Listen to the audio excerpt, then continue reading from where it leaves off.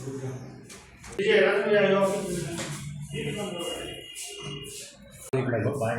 गुप्त सूचना मिली थी कि राजेश कुमार उर्फ गोलू पिता हैराम खुदार जो कुशवाहा धर्मशाला रोड महनार बाज़ार के अंदर में है, वहाँ पे दलान पे कुछ लोग बलवंत होकर के जुआ खेल रहे हैं। तो वहाँ पे तुरंत जो है सो थाना पहुँची वहाँ पे और पहुँच करके घटना का सत्यापन किया। सत्यापन पे वहाँ पे 8 व्यक्ति जुआ खेल रहे थे, जिनके पास से 9550 रुपया बरामद हुआ है और यहाँ पे जो है सो मोबाइल भी बरामद हुआ है सभी का।